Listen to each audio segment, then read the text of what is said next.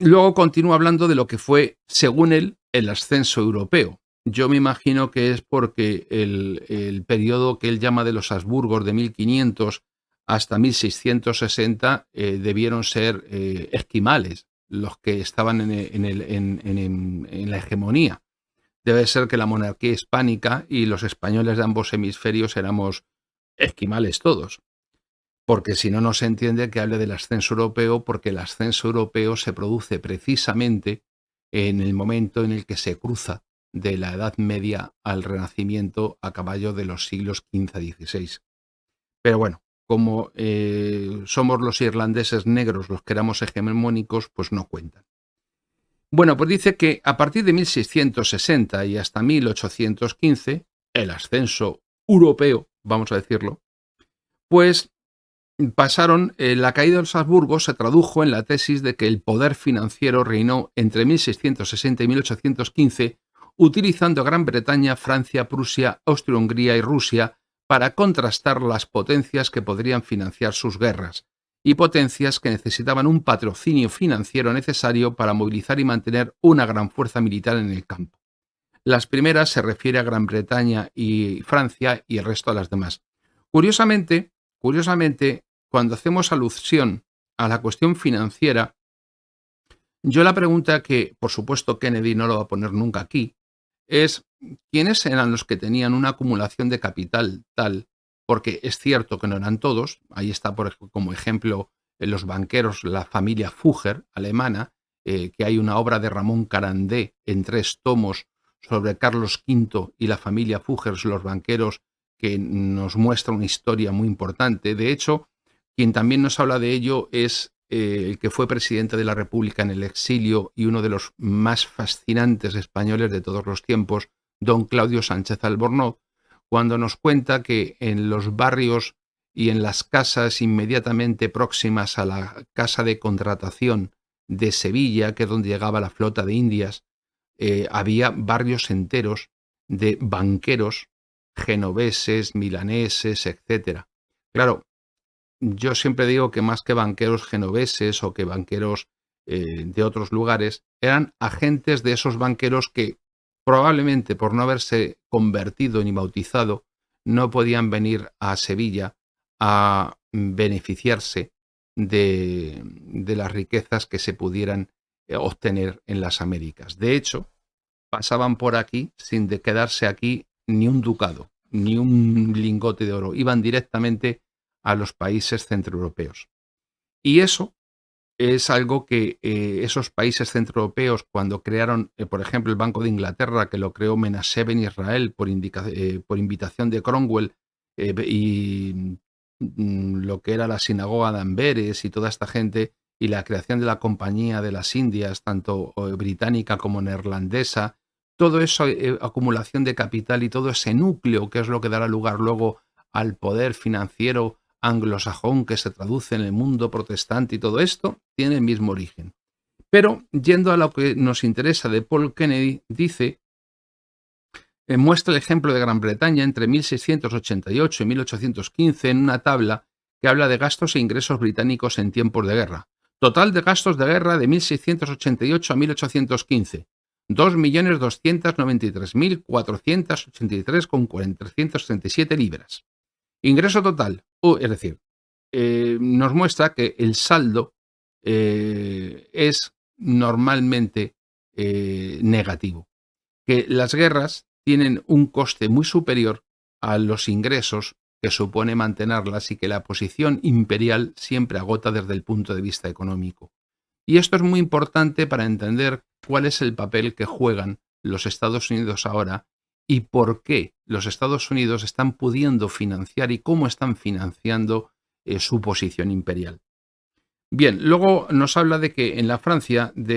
primero bajo Luis XIV y después bajo Napoleón, estuvo cerca de controlar Europa, pero que siempre tropezaron en última instancia con un problema que fue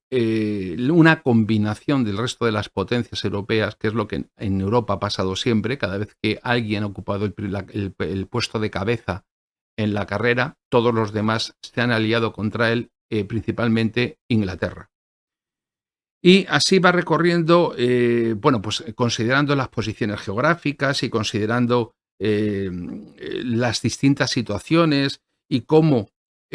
pudieron expandirse por el mundo extraeuropeo e intervenir en las disputas de las demás potencias, y argumenta que todo eso se pudo hacer por la fortaleza financiera británica, que fue el factor más decisivo de sus victorias y para la fusión, y pudiendo fusionar potencia económica con potencia militar. Sin ese poder financiero no se hubiese podido alcanzar. Gran Bretaña no tiene que estar a nadie más agradecida que a ese rufián, Napoleón, pues gracias a los sucesos provocados por él, la grandeza, prosperidad y riqueza de Inglaterra se han elevado a gran altura. Ella es dueña del mar, y ni en este dominio ni en el comercio mundial tiene ahora un solo rival al que temer. Esto lo dijo el general prusiano Gneisenau. Es decir, eh,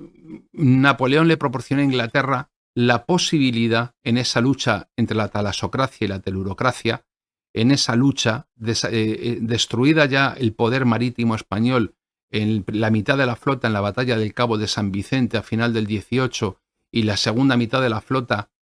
en la batalla de Trafalgar en 1805 bajo el mando del almirante francés Villeneuve, que eso demuestra que aunque España tenía una gran potencia todavía a caballo de los 2 siglos, le faltaba lo esencial, que era la voluntad de poder. Ya España conservaba desde la paz de los Pirineos había perdido todo el poder que podía tener y toda la proyección que podía tener el mundo, a pesar de tener un increíble poder todavía, pero ya no era nada, no significaba nada. Bueno, pues él habla después de que precisamente, como dice Gneisenau, en el momento en el que Napoleón aparece y que se dan todas las guerras napoleónicas, Inglaterra ha comenzado ya la revolución industrial y eso demuestra que el Reino Unido crece de 10 en 1750 a 16. Estamos hablando de la tasa de industrialización británica, a 16 en 1800, 25 en 1830, 64 en 1860, 87 en 1880, hasta 100 en 1900. Y en contraste, la industrialización per cápita de Francia fue de 9 en 1750, 9 en 1800, 12 en 1830, 20 en 1860, 28 en 1880 y 39 en 1900. Es decir, no hay poder militar, no hay hegemonía sin una economía detrás que lo respalde. Por lo tanto, él habla aquí de que las proporciones relativas de la producción manufacturera mundial se utilizan para estimar los picos y valles del poder de los estados principales. Por ejemplo, habla de China, que cae tras la primera guerra del opio, la segunda guerra del opio y la revolución de Taiping, hasta de tener unos niveles del 32,8 al 19,7, y cómo va cayendo constantemente. Se inicia lo que los chinos llaman ese periodo de la vergüenza. Y Kennedy explica que la escena internacional fue favorable y permitió al Imperio Británico alcanzar su máximo como potencia y obtener grandes beneficios de su monopolio virtual de la producción industrial a vapor. Prácticamente la producción industrial a vapor del mundo era un monopolio británico. Y eso acompañado de una cuestión, y es que ese desarrollo industrial hizo que también cambiase la naturaleza de la propia guerra, ¿no? Que estaba cambiando, y las pocas grandes guerras de la época llevaron a la derrota de todas aquellas sociedades que no modernizaron sus sistemas militares. Les pongo un ejemplo. Recuerden,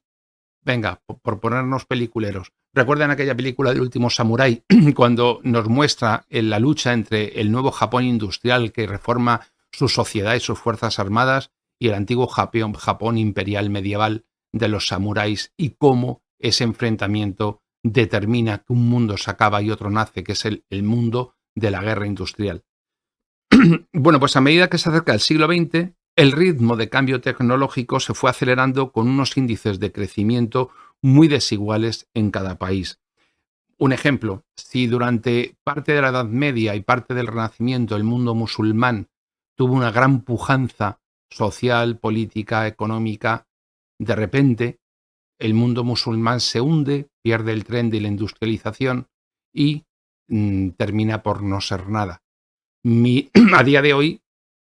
Si ustedes lo piensan, buena parte del poder militar del mundo musulmán no existe. Existe sí una potencia, por ejemplo, nuclear, como es Pakistán, que son musulmanes, pero ¿cuántos países más? Y hasta que existe una pujanza económica, pero no existe una gran potencia mundial dentro del mundo musulmán con proyección planetaria. Eh, ¿Cambiará eso en el futuro o no cambiará? Bueno, está por ver, pero desde luego no. Y no ha sido así hasta ahora, ¿no? Y que hubo aquel cambio militar y aquel cambio económico llevó a los estados a una frenética búsqueda de mayores dominios coloniales en África y en Asia y en el Pacífico. Me queda mucho y llevo casi 45 minutos, o sea que voy a tratar de resumir. Y entre las naciones europeas occidentales, tal vez solo Alemania tenía la potencia necesaria para abrirse paso en la Liga de los futuros poderes mundiales. Pero la Primera Guerra Mundial fue un pulso de desgaste que puso a prueba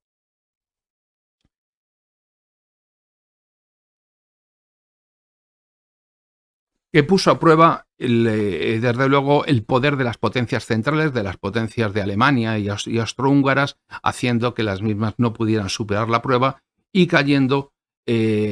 también en cierto aislamiento, igual que le ocurrió en aquel momento al naciente régimen soviético, que configuraron un sistema internacional atípico donde el potencial económico no estaba en relación con la presencia internacional. Gran Bretaña y Francia seguían en el centro del escenario diplomático y en la década de los 30 su posición empezó a ser discutida por Japón, Italia y Alemania. Aquello llevó a la Segunda Guerra Mundial. Todavía Estados Unidos había permanecido en un segundo plano hasta ese momento y seguían siendo los Estados Unidos de lejos la nación industrial más poderosa del mundo, pero no había relación entre el poder diplomático, el poder militar y el poder económico. Y tras la Segunda Guerra Mundial, Estados Unidos aparece como la gran potencia económica y por lo tanto también la gran potencia militar. Al final del libro, ya Paul Kennedy nos comienza a hablar de economía y estrategia de hoy y de mañana y cómo el mundo se dirige hacia el siglo XXI. Voy a tratar de resumirlo muy brevemente. Dice que el proceso de auge y caída de las grandes potencias, de diferencias en índices de crecimiento y cambio tecnológico, conducían a cambios en los equilibrios económicos mundiales, los cuales a su vez influían en los equilibrios político y militar, y que estos cambios no habían cesado. Y esta es la base de toda su obra. Voy a saltarme. Bien, una de las cosas que él dice es que está por ver lo que China pueda ser en el futuro, pero que tiene, de hecho hay una entrevista que le hacen hace no muchos años en el periódico, en el Confidencial, en el que él dice una cosa muy curiosa que luego le comentaré, pero en aquel momento dice que China no representaba gran cosa en el escenario internacional y que económicamente no era un país considerable y que además se sentía amenazada por la Unión Soviética y que se sentía también en la necesidad de enfrentarse a ello, sobre todo porque Rusia se expandía, la Unión Soviética se expandía en escenarios como Afganistán y ese expansionismo hacia el sur del Estado vietnamita apoyado por los soviéticos, recuerden el conflicto chino-vietnamita, pues también hacía que China no pudiese despegar en aquel momento, ¿no? Económicamente, China parecía muy atrasada, incluso después de enmendar sus cifras oficiales del Producto Nacional Bruto per cápita, y aquello no permitía prefigurar a corto plazo, ya veríamos en el siglo XXI, porque en el siglo XXI sí lo permitiría, que China se ascendiese a las primeras posiciones del liderato planetario mundial. Dice, para el auge de China, como gran potencia militar, ha sido extraordinariamente rápido el desarrollo de su tecnología nuclear y las primeras pruebas chinas se realizaron en tiempos de Mao y este se había burlado públicamente de las armas nucleares prefiriendo los méritos de una guerra popular y en contraste con esto, que era una tontería de Mao como otras muchas, como que lo de cargarse los gorriones,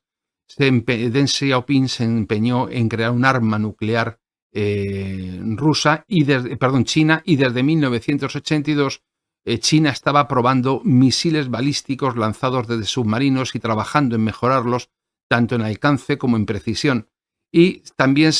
hablaba de experimentos chinos con armas nucleares tácticas y que mientras China gastase solo una octava parte, más o menos, de lo que gastan las superpotencias en defensa, pues no había manera de que pudiera alcanzar la paridad. Pero el crecimiento económico chino ha permitido que el volumen que emplea China en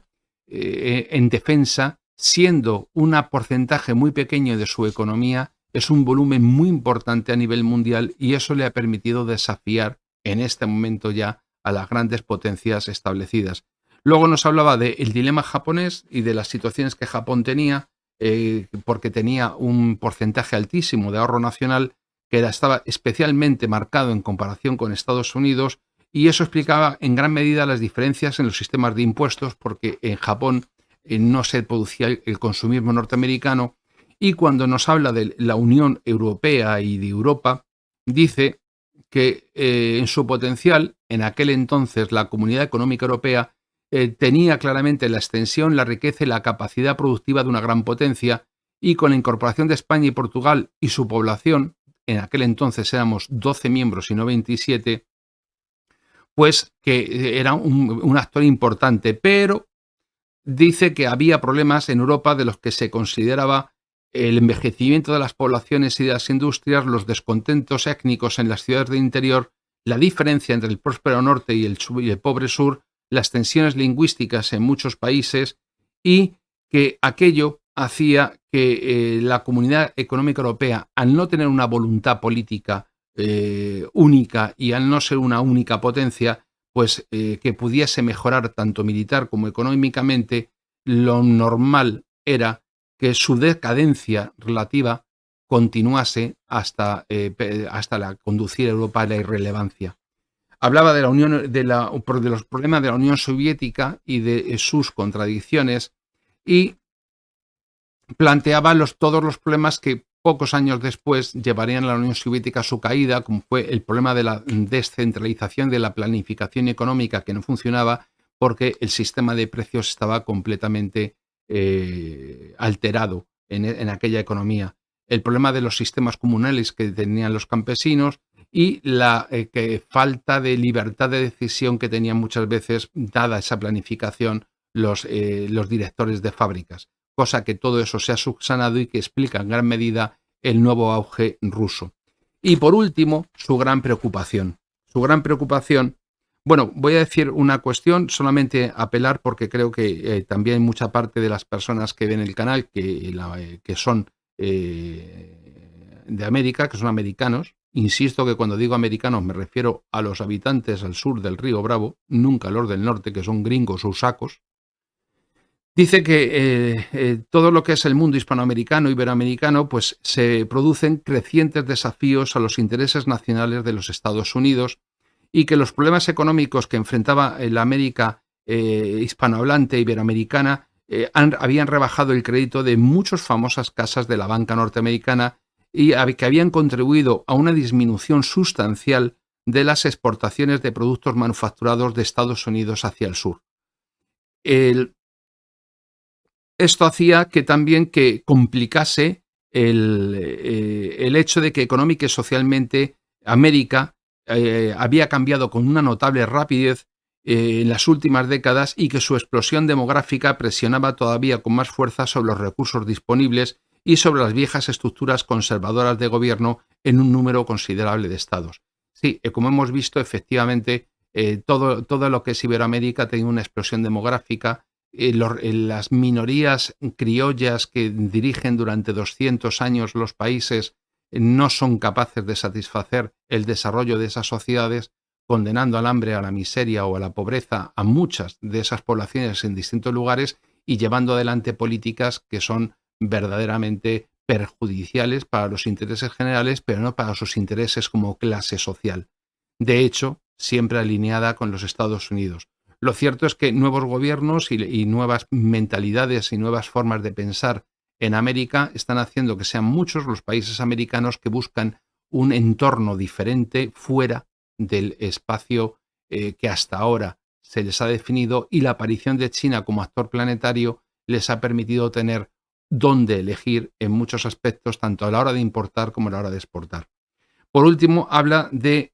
los Estados Unidos y el problema del número uno en relativa decadencia. Dice que es muy improbable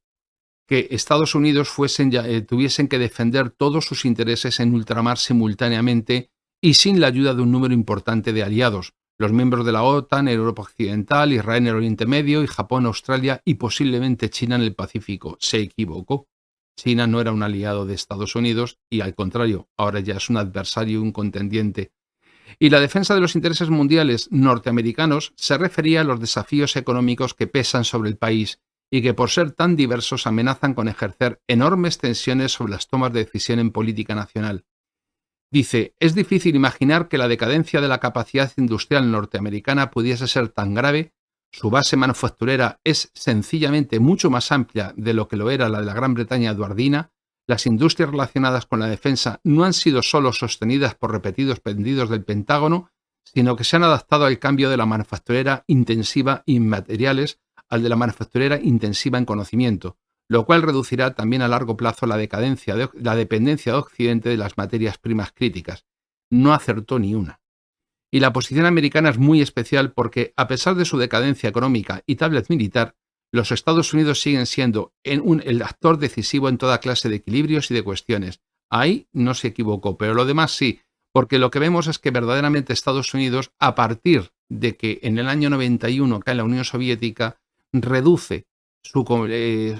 modifica y adapta sus fuerzas armadas a un escenario de contrainsurgencia, de control de países rebeldes, de control de movimientos guerrilleros, de movimientos subversivos. Eso hace que tenga una menor exigencia de materiales y avanza tecnológicamente en muchos medios, pero reduce su número de tal manera que ahora mismo su industria no es capaz de satisfacer todos los frentes que tiene abiertos, porque en este momento tiene abiertos 3 frentes, que es lo que decía Paul Kennedy que era improbable